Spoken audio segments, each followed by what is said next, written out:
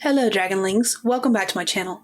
If you're new here, my name is Sky and I typically write paranormal romance under the name SD Haggis, but for today's video we're going to do a review of the Exceed A5 dotted journal. I have used this notebook in the past.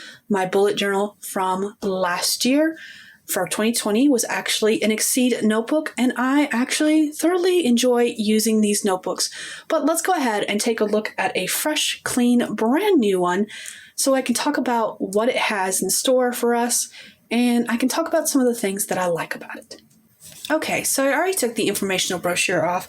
This does have 100 GSM heavyweight paper and 2 page markers. I took the elastic band off of it already and tucked it in the back, as well as pulled out the 2 page markers. The 2 page markers are really thin, but they do match the cover of the journal, which I think is really cool, but I hardly ever use these, so these will stay tucked in the back. I keep telling myself I'll probably cut these off of all my journals, and then I never do. They just stay tucked in the back. The same thing goes for the elastic band. Most people like to have these hold their journals closed, but it just bothers me, so I tuck it in this back pocket and never look at it again. Of course, like most bullet journals, this does have a pocket. I usually use this to store stickers, like my happy birthday stickers that I put all over my journal whenever it is someone's birthday, as well as my stamps that I use for mailing, because I do mail a lot of letters. I do love doing pen pal stuff. Flipping back to the front, it is a hardcover journal. This year, they've released some new colors. This is a light blue one, which I really like. They also have a mint green one, and I can't remember the third color. I did purchase this at Walmart. It cost less than $10. I want to say it was like $8.99, but it could actually be less than that. I can't remember exactly. So if you're looking for a budget-friendly bullet journal, I do highly recommend this. The paper weight is actually not that terrible for drawing. I usually use my tool pens on it. These are both medium weight 0.7 pens that I got from Office Max, and I really do enjoy using these pens on it. I also use my Crayola Super Tips a lot on these journals. Again, I've used this journal in the past with my bullet journal from last year. My 2020 bullet journal was an Exceed A5 dotted journal. So a lot of what I have to say about this journal is probably stuff I've already mentioned when I've talked about this bullet journal in particular, because it is the same exact one, except it is in purple. Last year's colors were purple, black, and a navy blue or regular blue.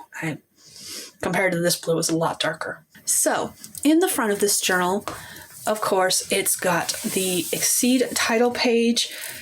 I usually use that to put my business information on, as well as decorate it with book covers and stickers, but you can do whatever you want with this particular page.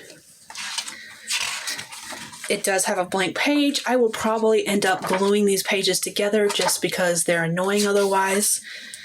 And then, of course, you've got your index or content pages.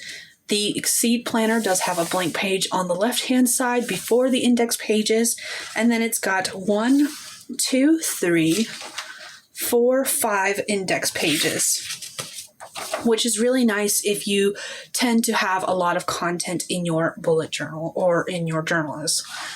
Next is a blank page. Again, I usually use this for covers, coloring pages, drawings, you name it, I put it there before it starts the pages of the journal itself. This is a cream colored paper, which I personally enjoy because it's a little easier on my eyes than most journals, but that again is personal preference. If you like the white paper, you're not going to like these journals. It is dot grid. It is numbered starting on page 1. It has some nice margins around the pages. Now, the informational thing says it is 120 pages. The journal itself is 5.8 inches by 8.3 inches, or 14.8 by 21 centimeters. In the long run, it does have 240 pages before it has another blank page before the pocket. It does not contain a pen test page, but again, because I've used these in the past, I already know what I use will work in this journal, so I'm not too particularly worried about that. But if that's something that you are interested in, just label the top of the last page pen test page and go to town, I guess. The pages, again, are 100 GSM, so they're slightly on the thicker side, but still not as thick as most bullet journals, such as the Scribbles That Matter that I have reviewed in the past. You are welcome to check out that video. I will have it in the cards above. I don't remember which side it'll be on, as well as down in the description below if you're interested in seeing that. So the paper in this is not as thick as the Scribbles That Matter, but again, I personally enjoy the thickness of this because it is just perfect for the kinds of pens I use, the kind of markers I use, and what all I want to use this journal for. I do a lot more writing. I don't bullet journal the way most people do.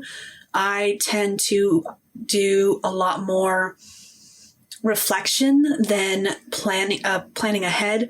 So the fact that this has more pages, even though the pages are on the thinner side, is actually more of a benefit to me than anything else. If you are wanting something that you can do a lot of painting in, or that you could do watercolor in, I do not suggest this journal because the pages are probably too thin for any kind of painting, honestly. They will work for markers if you are not doing a lot of heavy coloring. But as far as like painting goes, watercolor, acrylic, gouache, any kind of painting, this is not a good one to use. The paper is just not thick enough to handle it. That being said, since I don't do a lot of that, I do a lot of stickers. I do a lot of the Crayola Super Tips, like I already pointed out. I do a lot of just writing. The fact that this has more pages, 240 pages, is a lot, especially when you compare it to the Scribbles That Matter that I reviewed earlier. This is perfect for me, and I plan on using it for exactly what I just mentioned, reflections, just as I did last year with my bullet journal. I do plan on doing a flip through of this bullet journal, so stay tuned for that in the future. But for now, we're just going to stick with the review of this one. Have you guys ever used an Exceed A5 dotted journal? What were your thoughts on it? How did you use it? Let me know down in the comments below. That's all I have for you guys today, but until my next video, I will see you guys all later. Bye, Dragonlings.